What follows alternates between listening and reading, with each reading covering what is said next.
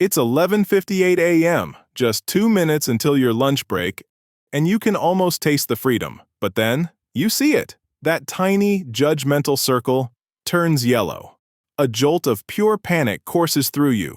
You slam your hand on the desk, not in anger, but just to wake up your mouse. The light turns green. You've done it. You breathe a sigh of relief, because you've successfully proven to the entire company that you are, in fact, still alive and productive.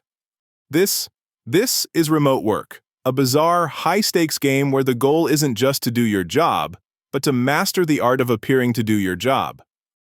It's a world of mouse jigglers, Slack theater, and productivity paranoia. And if that little scene felt a bit too real, then this video is for you. Chapter 1. The Green Dot Drama. So where does this paranoia begin?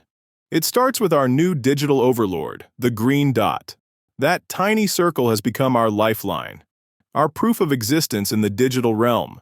It's the difference between productive team member and probably dead or binge-watching Netflix in their underwear.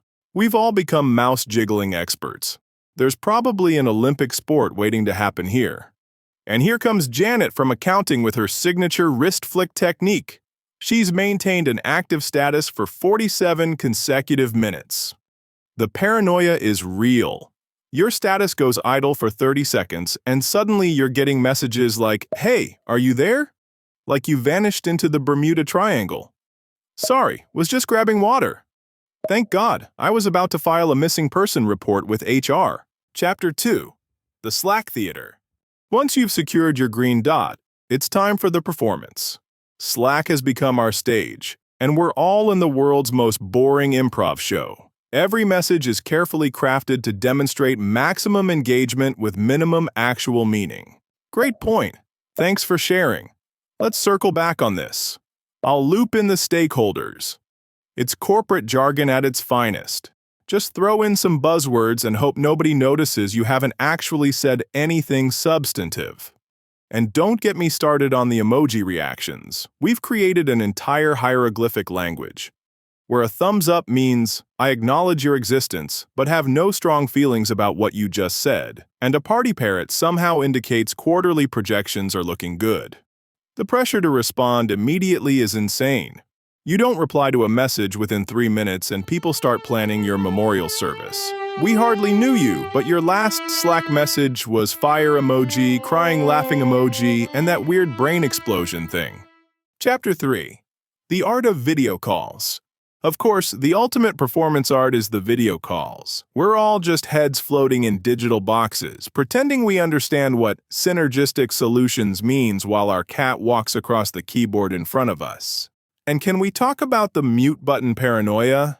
You click it once, then click it again to make sure, then spend the entire meeting staring at that little microphone icon, wondering if it's lying to you. We've all become masters of the strategic camera angle as well. Frame it just right, and nobody knows you're sitting on a kitchen chair because your home office is actually a corner of your bedroom next to that exercise bike you use as an expensive clothes hanger. And then there's the virtual background, which is humanity's greatest achievement since sliced bread. Oh, that's just my home library. Meanwhile, you're actually sitting in front of a pile of pizza boxes and that plant you killed 3 months ago, but keep meaning to throw away. Chapter 4. The Productivity Theater.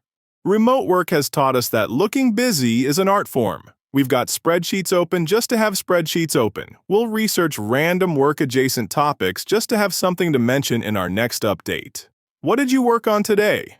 Oh, I dove deep into market trends and competitive analysis. Translation: I spent 2 hours reading LinkedIn posts and comparing our salaries to competitors while eating cereal straight from the box. Or, yesterday I focused on optimizing workflows and streamlining processes. What actually happened? You spent 20 minutes trying to unmute yourself, attended 3 meetings that could have been emails, and successfully prevented your computer from going idle during lunch. Chapter 5. The Digital Existence Crisis. But sometimes, in between the mouse jiggling and the Slack emojis, you start to wonder if we've become so obsessed with proving we're working that we've forgotten how to actually work. The irony is beautiful. We have access to every tool, every piece of information, the ability to collaborate with people across the globe. and we're using it primarily to convince each other we haven't disappeared into the void of our own homes. We've created a parallel universe where your status indicator carries more weight than your actual status in life, and where appearing online has become more crucial than being mentally present. Chapter 6. The Future of Fake Productivity. So what's next?